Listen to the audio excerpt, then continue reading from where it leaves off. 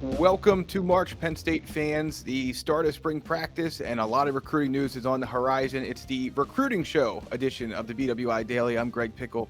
He's Ryan Snyder. We're talking on Tuesday, March 1st, as Penn State gets ready for spring break and then a lot of action for the current team and recruits alike. But first, the staff will get a much-deserved time off, as will the players with spring break. But Ryan, that is not the news that we're going to spend most of our time on today because we have a brand new On3 to get to.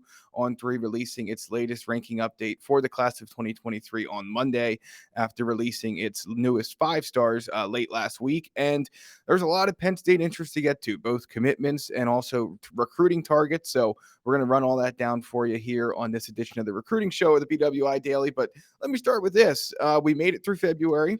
It was a slow month, as we've talked about here on the show, but the On 300 is really a great way for us to get into March and get rolling on what is going to be a very busy next 2 months ahead. Yeah. It was a slow second half of February, too, because remember how Right.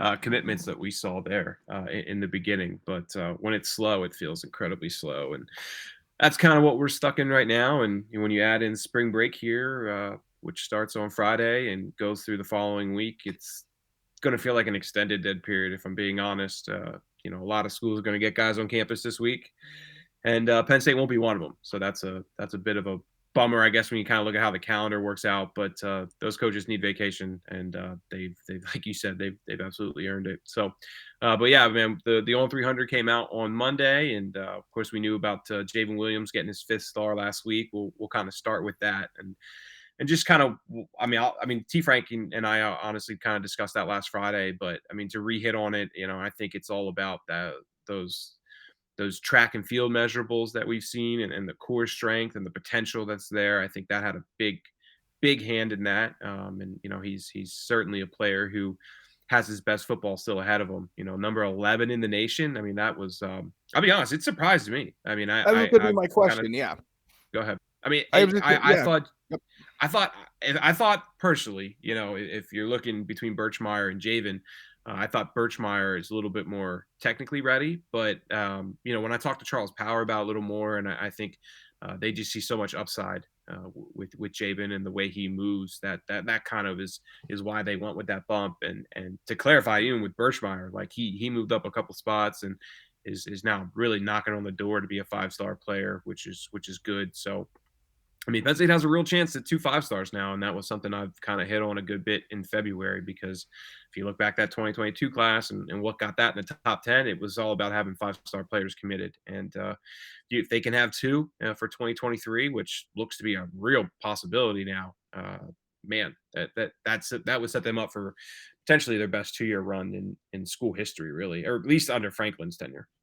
Yeah, no question about it. And to have both of those guys be offensive linemen is something that will get fans excited, but also maybe have them a bit gun shy. Understandably, Penn State's had some highly rated offensive linemen before, and it hasn't always panned out. But to me, when I watch these two, Ryan, it's a little bit different. There's a little bit more to these guys than some of the.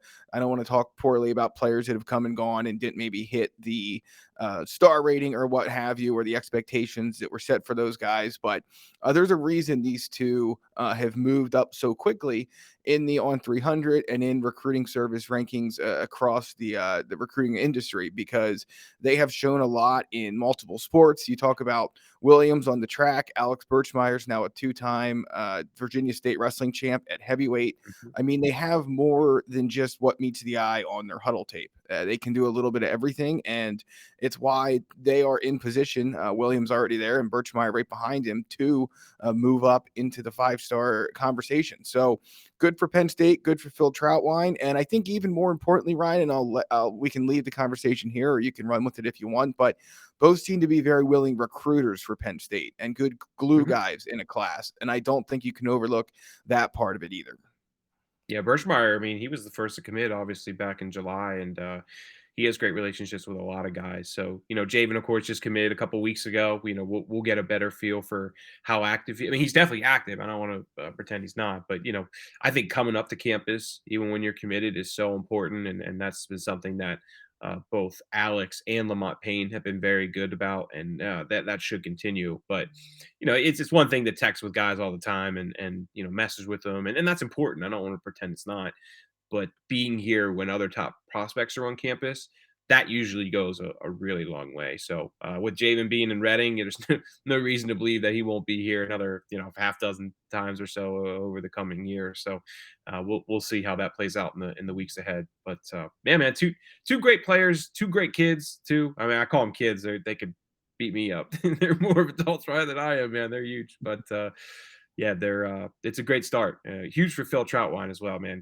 to get some massive momentum like this after a tough year with the offensive line, and some fans were kind of doubting whether he's the right guy. I have no doubts that he's the right guy, and these two prospects plus Donko and Josh Miller are a big reason why.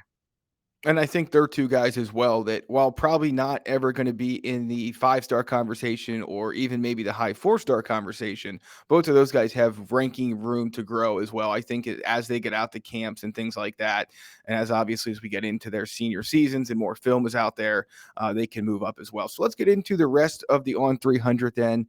I think where we're probably going to really start our bidding is with Evan Link, who was slotted in at number 114. But before we do that, Ryan, any of these On 300 guys who are Penn State targets that are in the top 100 who we're not talking about as commitments with Williams and Birchmeier, anyone you want to hit on here? You have a full rundown over at bluewhiteillustrated.com of that group. So you're saying guys who are in the top 100 or are in the top 100, yeah. So when I run down this Yeah. list here, I mean, yeah, we can just do it quick. I mean, obviously, Kadyn Proctor's a long shot of long shots at this point. There's no doubt about that. Dante Moore's kind of fallen off here a pretty good bit, so I think we can just sort of forget about that at this point. But there's some other names in here. Jason Moore's come to campus recently. Cam Seldon's a guy we know that Penn State's really interested in. They're slotted right behind each other at 89 and 90, respectively. Yeah, Samson Okunlola too would probably be the one that I circle there at 59. He moved up 20 spots too. He was originally at 79, and a lot of potential with him. I mean, I think if Penn State had one, I think if they had to pick between Link and Okunlola, it would be Okunlola. But honestly, I mean, if they could get both, they'll take both. Like, it doesn't.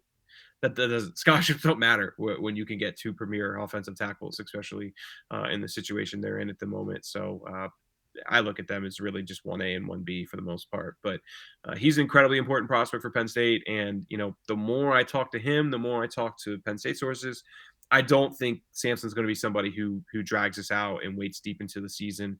I think he would really like to get it done in the summer. And when you look at having 4 offensive linemen committed already, you look at the fact that they're in a good position with Evan Link, I think that's going to be incredibly important if he wants to be a Nittany Lion. Like, again, they will wait for him, but as they add more players and stuff too, just they prefer not to go all the way to the end. Is kind of where I'm getting at there. So if he can, I think he will get back on campus some point this summer. I wouldn't be surprised, honestly, if he goes see some other schools first. He's been here, needs to take some other couple official visits or unofficial visits, and then maybe comes back to Penn State for an official in June. That would be huge, and they're in a good spot. But I don't want to get too ahead of myself there.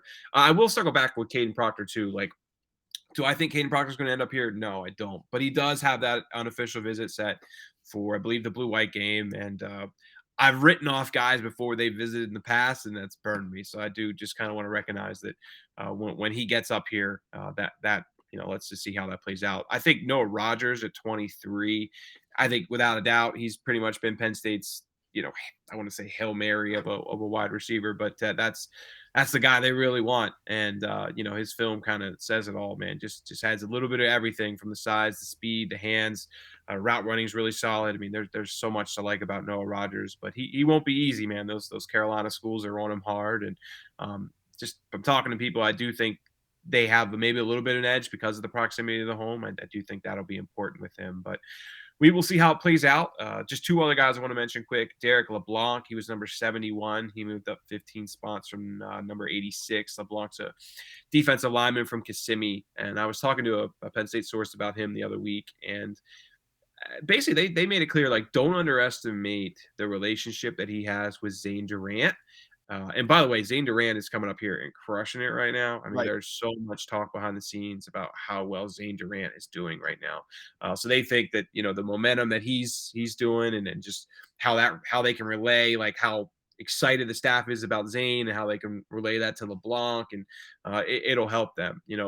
At one point I was like, Florida guys, they'll come up and visit. Yeah, whatever. They're not going to really be interested. But now I'm starting to really think Derek LeBlanc could end up at Penn State. They seem that they've built some real momentum there. And then Desmond Umazulu, I think it's Umeazulu. I think it is. You're If I not going to pronounce get any help from me, so we'll go with that. Baltimore guy. I mean, he's just really rocketing up boards right now. He moved up 30 spots to number 83 and inside the top 100. And of course, he visited in January. I'd be lying if I said I have a good feel for where he's at the moment. Just I've struggled to get in touch with him, but I know he's somebody who, I mean, he may. I don't want to say he's their absolute number one defensive end target because of Nicholas Harbor's incredible athlete, but I think right now he might be a better defensive end as far as technically than Nick Harbor. If you I just kind of get that impression from talking to some people around it. But obviously Harbor's just such a freak athlete that I think we have to kind of keep him as the number one guy. Who, by the way, Harbor was at number 6, is still a 5-star. He didn't change in the rankings, but there's a lot of talent there in the top 100. To me, I look at Okunlola and LeBlanc probably, and of course Jason Moore too. It's a Cam Seldon. Okay, 4 guys probably that Penn State has a real shot there with. Noah Rogers, I'm kind of fringe on. I think they're in the mix, but it might be hard to get him. All right, let's move on to Evan Link, a guy you've wrote about a lot at BlueWhiteIllustrated.com. Number 114 in the new On 300. That was a huge rise for him. He's listed as the number 12 offensive tackle. Penn State leads in the recruiting prediction machine rankings at the moment. I know you got a chance to talk with Charles about the rise that he made in the new On 300. He's a consensus 4-star, of course, rated a little bit higher by On3 than the industry as a whole. But Phil Troutline is obviously pushing hard for him too, and Penn State would love to land his signature, obviously his commitment first and then his signature. So what can you tell us about the way that process sort of worked for him to make such a huge jump? Yeah.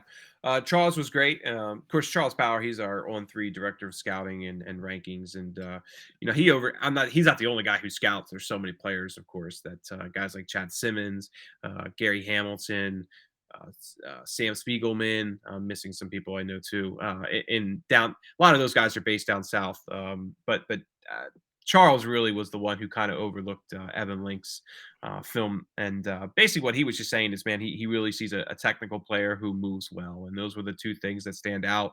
I think technically, there's definitely some things that Link can still improve on, but a lot of potential there. And obviously he's been one of Phil Troutwine's guys for the longest time. I think the other thing with Link too is when you look back at that sophomore season, I think Gonzaga did get a full 5 games in the spring there, but just a smaller sample size. So for Charles to get a bigger sample size on him and really get a better look at him, that's what led to him moving up 75 spots in this updated ranking. So he's at number 114 now, was previously at number 189, and that was one of the bigger jumps we've seen out of a guy who was already part of the On 300. There's of course was a bunch of guys who weren't ranked previously and have since jumped in, and of course it's still incredibly early in 2023. I always want to stress that because there was a lot of guys who just didn't have rankings, like Jaden Bonzu, for example, and he jumps from outside the On 300 all the way to 124. So, and we'll still see this. I mean, I think throughout the spring, you're still going to see some of those massive big movements, and then you get into the spring or the summer and the fall, and you have movement, but not as rapid as we're seeing at the moment. But out of this 101 to 199 group, I mean there's a ton of talent. I'll just kind of roll through them quick. We talked about Link at number 114. Bonzu then was at 124. He's visited Penn State. He's just absolutely blowing up right now, the safety from St. Peter's Prep. We'll see I'm sure he'll get back to Penn State, but I'm not incredibly optimistic about it. Just when I look at some of his offers, and then I talk to some people, and he seems to really have interest in some of those other massive programs that are pursuing him. John Walker, number 125, he's teammates with Derek LeBlanc down in Kissimmee, Florida, and he's another guy that I think Penn State really seems to have some momentum with. I talked to Charles Power about him a bit, and he's not a guy who really kind of stands out from a measurables perspective. A little smaller than what you want to see is potential NFL guys down the road, I guess you say. But Charles just said he's an incredibly strong player. really gets after it, and is pretty consistent too. And Penn State's kind of pursued those guys for a long time. I mean, Zane Durant's kind of similar in some ways, although I think Zane's probably a little bit stronger at the moment. But another pretty good player that I think from Florida that Penn State's seriously in the mix with, along with the other host of guys here. Greg, I'm gonna let you in on this. I mean, you want to talk about some of these guys here? Yeah, I mean, let's roll through them. I think it's a good time to roll into the linebacker conversation. You have PA native Tamir Robinson dropping a little bit, not a ton, still inside the top 160. Tony Rojas, the guy you've talked about a ton, a four-star linebacker, up 34 spots to 158. Two guys who I think Penn State, correct me if I'm wrong, but would be thrilled if they were able to land both of them. Rojas, a guy who, you obviously have done a ton of stories about, and Robinson, I think, is probably a little bit more quiet in terms of doing interviews and things like that. But they're two tremendous players that jump out to me. Again, even though Robinson dropped a bit, I think you have to remember that to your point, there's a lot of volatility at right now in terms of guys coming in that weren't ranked, guys maybe were a little high before and now are being readjusted. So with Robinson, he drops, but when you drop 50 spots and you're still inside the top 160 nationally, you're doing something right. So, I mean, Rodney Gallagher's right behind them, Ryan, at 160. Really impressed by him. He's up 20 spots. Obviously, he's a tremendous basketball player as well. And Penn State's going to hope to get him back on campus once his basketball season wraps up. I talked to him a few weeks ago, and he's not doing anything with visits, as you can probably imagine, until after his basketball season ends at Laurel Highlands. I believe they're now into the Whippeal Finals. So they're probably going to be playing a while, and it won't surprise me if they end up playing right through to Hershey. So, I think not to jump ahead here of where we're going to go a little bit later in this edition, but when you talk about the quiet period, and, I think sometimes there's a tendency, Ryan, for some folks to get worried and say, well, why isn't this kid who Penn State is really seemingly in a good place with visiting? And you have to remember that there's a whole lot of other stuff going on besides just the quiet period for these kids. So those are three guys that jump out at me. And then, I'll let you get to the uncommitted guys here, but Neo Avery drops down about 40 spots to 178, but still inside the top 180. A really good player who I think he's probably about right there. I don't know where you stand on that. I would say that we could maybe see him move up a little bit more or down a little bit more in the months ahead, but he's probably about right in that ballpark. I mean, Avery, there's just no tight end film. That's the Right. whole. I think the issue with Avery is he played quarterback and then he got hurt at quarterback and played defensive end. So I mean, but I did the math on Avery.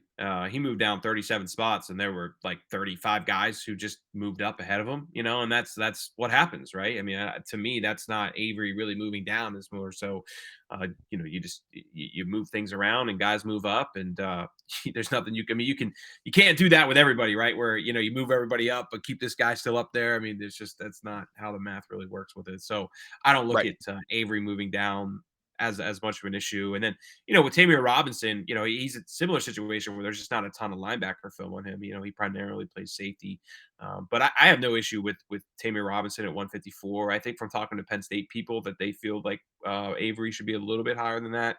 But I don't know, like top 100. I'm not exactly sure of. I think just from always talking to people, they always kind of gave me 100 to 150 was probably like a good area for Neo Avery. So he's not really far outside of that. And again, actually getting to watch him go to he broke his hand. I gotta kind of show. Well, no, he tore his ACL, didn't he?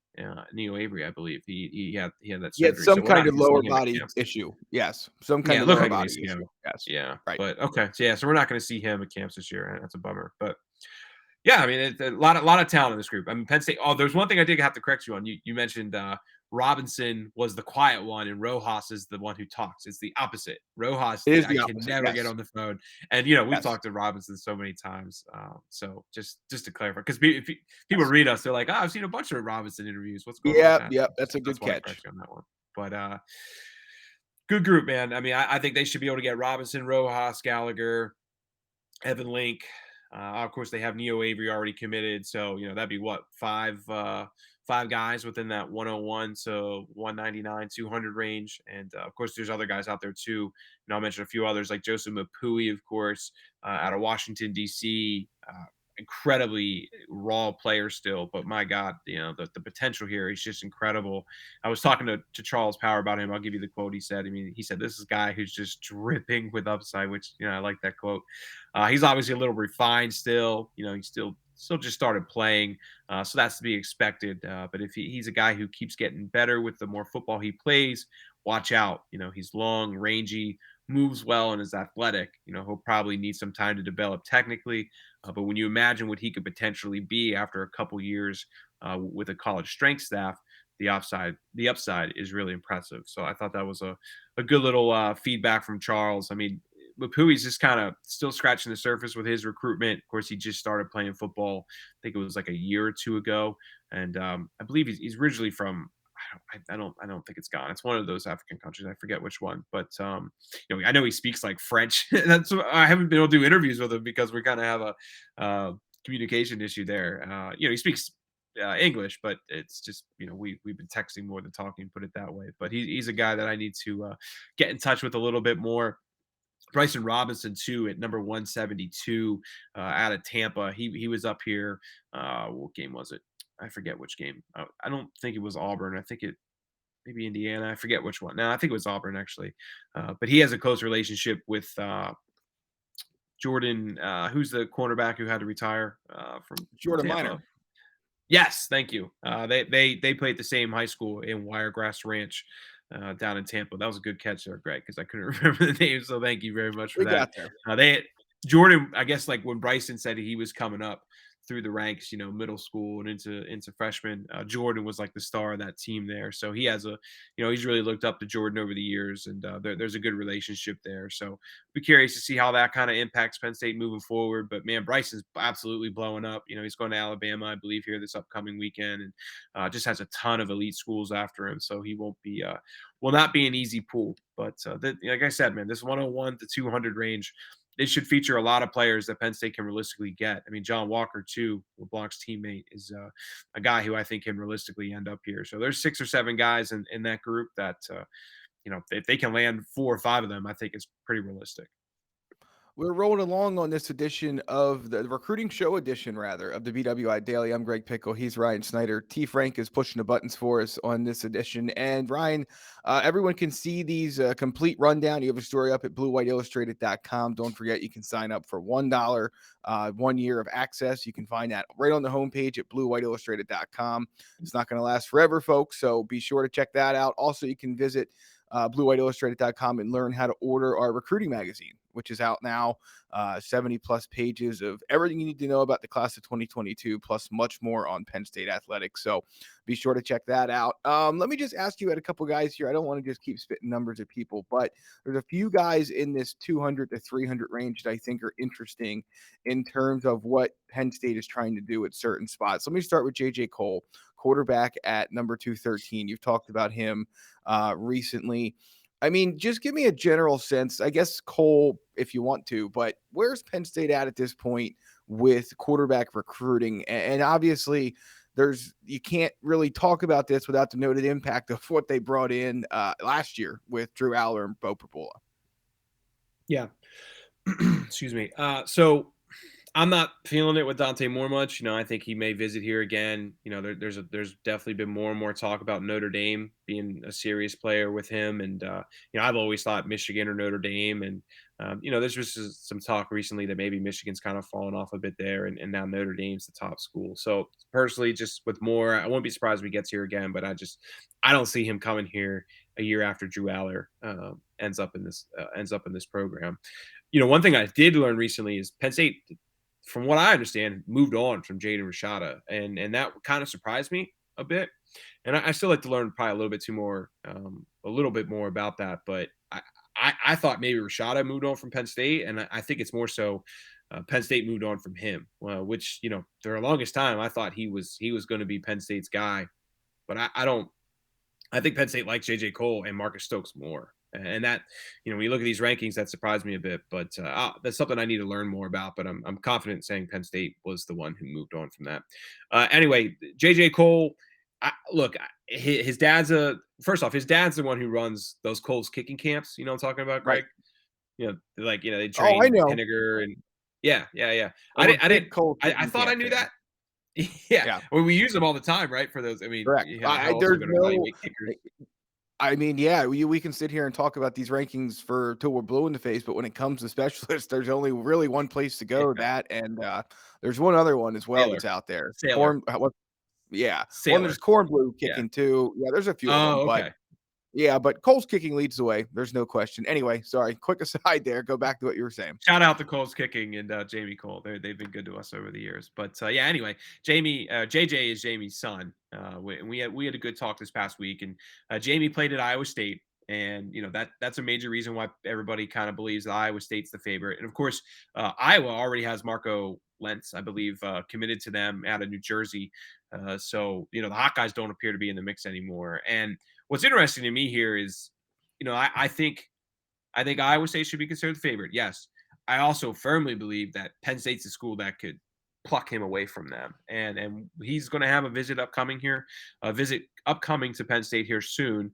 I think it could be at the end of March. They're trying to figure out he's playing basketball and he's got 7-on-7, so he's got a really busy schedule. But he made it very clear to me last week that he's trying to get here as soon as he possibly can. And I think that speaks highly to just the relationship that he's built with Yurcich. Now, with that said, I also think Marcus Stokes is somebody who could realistically end up here as well, out of Nice and down in Florida. So I'd be really curious to kind of see. Like, Marcus has already been here, and Penn State wants to get JJ here. And let me actually clarify: JJ also camped with Penn State last summer, so they do have some good Okay. measurables on him. He's a legit 6'6", ran a 4.9 at their camp last year. So at 6'6", run a 4.9 is not that bad, man. That's pretty good, and he can still probably improve on that. So when I look at his athleticism for a guy his size, that's pretty good. But I think they want to get JJ back and have a good visit with him, and then I think maybe from there they can maybe kind of pick on whether they want to lean a little bit more towards Marcus or lean a little bit more towards JJ. Right now, I mean, it really just kind of feels like both of them are pretty neck and neck in my eyes. But that upcoming visit for Cole will be huge. And look, JJ's not going to wait until the summer. Like, he made that very clear. He wants to get this done in the spring. So I'll be interested to see kind of how that Penn State visit goes.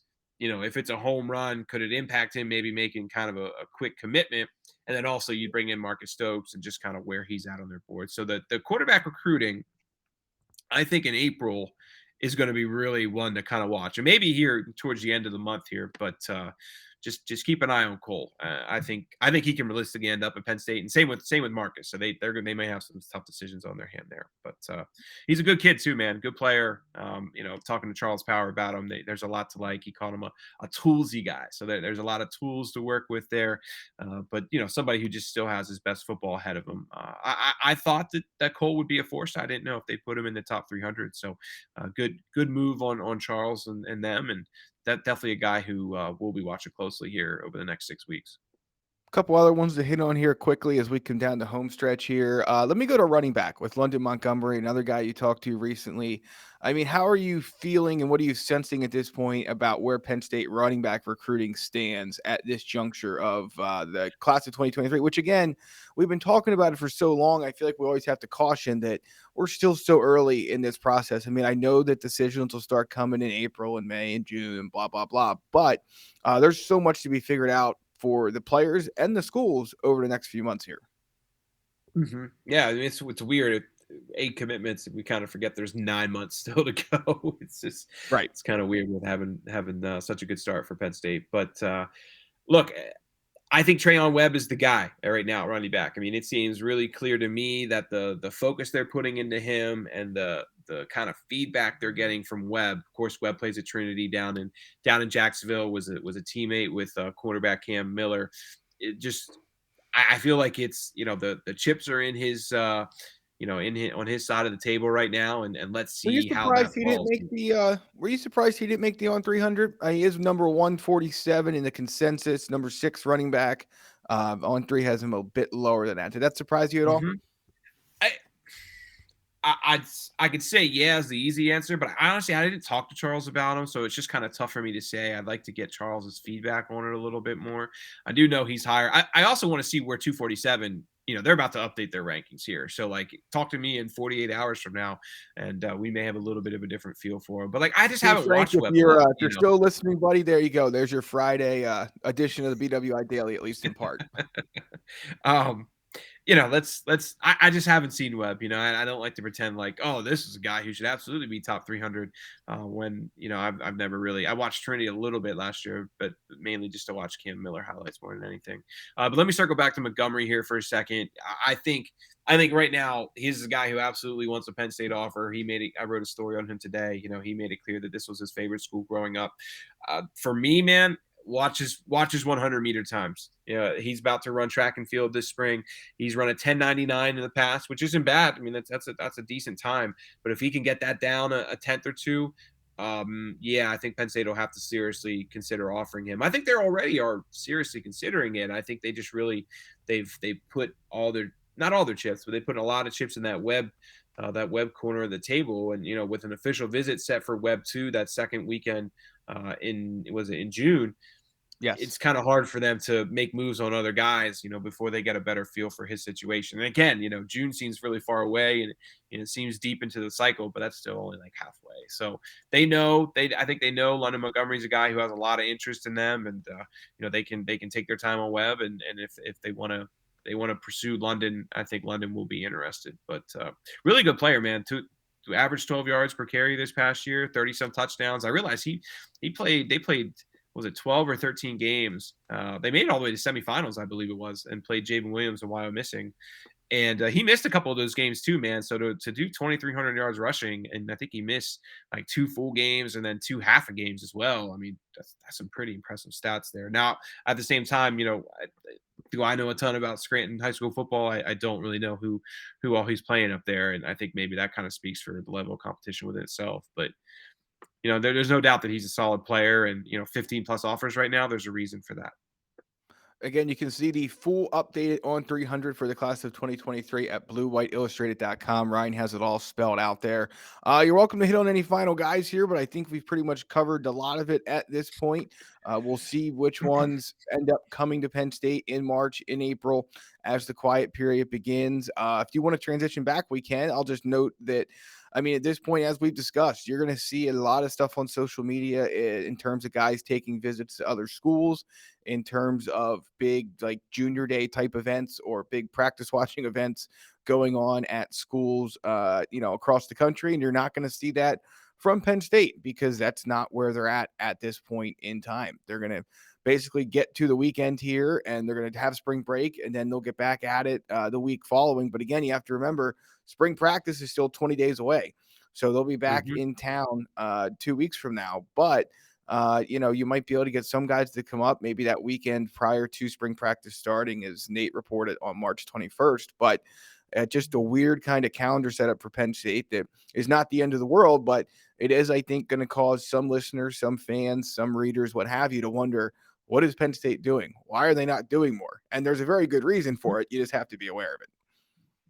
We get that every time. I don't think the general Penn State fan knows when spring break is. We see that every time of the year. Like, hey, why are these kids going to X school and Z school and Y school and not Penn State? And that's why. So the good thing for Penn State is every school has spring break at some point, right? So they're going to have to. Every school gets that kind of random week off in this March April period. I will circle back to a couple guys real quick in the top 300. I didn't mention Deshaun Womack. I think he's a really important defensive line prospect for Penn State right now. I think Womack and one other guy in this area, Jameel Lyons, both are kind of. I'm not sure if they're defensive tackles. I'm not sure if they're defensive ends. I've been calling Lyons a defensive tackle for the longest time. Now I have some people saying, "Oh, well, it might be an end." He's a legit 240.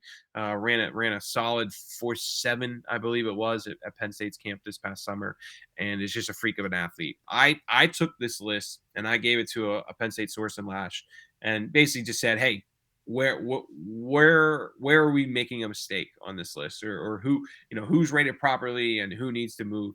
And the first guy, and really the only guy that they said that they thought was still kind of really underappreciated, was Jameel Lyons. So I think that kind of speaks for Penn State's thoughts on him. I asked their thoughts, and the source said top 150 makes sense. So we'll see how he progresses. I've talked about him a lot. He's a guy that we know had to keep improving academically, and the good thing is that all the talk has been that he's made serious strides there, and I hope that continues, because whether he ends up at Penn State or not, this is a heck of a player who could make a name for himself in college football. So I'm happy to hear that that's all proving for him. Just I go through the list again. Will Norman from IMG, originally from I believe it's Camden, New Jersey. Good player. I think somebody who Penn State's going to be seriously in the mix with. He's going to visit a bunch of schools and going to flirt with a bunch of schools. So I don't know if I necessarily see that ending soon, but I do expect Penn State to be in the mix with him seriously. Let's see, Devin Houston. Then, originally from Canada, his brother is Caleb Houston, was a 5-star, I believe, was power forward for Michigan basketball. So really good family lines there. Heck of a player. And who else we got on here? Dylan Gooden, too, defensive end from Good Counsel. So some solid players in this third half of this third of the on 300. When I scan over it, I think Jameel Lyons is somebody who could realistically end up here. Will Norman, JJ Cole, maybe Deshaun Womack. They seem to have some momentum with him, but it's St. Francis, so I'm always scared to dip my toes in that basket just until they land somebody from St. Francis. Why is that, Ryan? And then We don't need to go down that road, but yeah, understood. I think Penn State fans learned why that is back on whatever it was, December 15th, when Jayshon Barham and Andre Roy decided to, I don't know what you really want to call it, commit to other schools and then flip to Go to Maryland other schools. We'll just leave it at that. Yes. Yeah, South Carolina and Penn State. Anyway, yeah, and of course, if they offer London Montgomery too, I think that they would seriously be in the mix with him. Antonio Robinson too, cornerback out of, I believe it's Florida Christian down there in South Florida, is a guy to keep an eye on. He came to their Outback Bowl practice and has been to Penn State before last summer. I think that there's real interest in him. So solid group. I mean, when I really look at this on 300, though, it's that middle pack, that 101 to 200 range, where I say, like, Penn State, this is where they will bread their butter in this 2023 class with Rojas and Gallagher and Robinson. And, Butter their bread, perhaps. Butter their bread, whatever you want me to call it.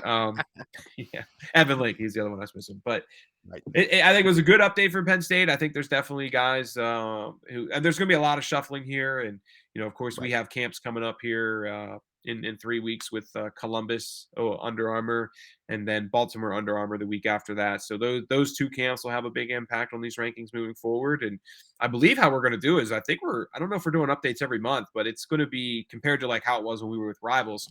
It's definitely going to be maybe every 6 weeks or so, something like that. So it'll be more consistent, and pretty much I'm under the impression it'll pretty much be once a month. So we'll see where things stand here in 6 weeks from now. A lot to look forward to, Penn State fans, but that's going to do it for this edition of the Recruiting Show version of the BWI Daily. Stay tuned for more from Thomas Frank Carr over on YouTube, youtube.com/Blue White Illustrated, and all the latest Penn State news. You can also, of course, find us wherever you get your podcast and all your latest Penn State news at bluewhiteillustrated.com. Thanks to T. Frank for producing for us. For Ryan Snyder, I'm Greg Pickel. We'll catch you next week on the Recruiting Show. It's been the BWI Daily.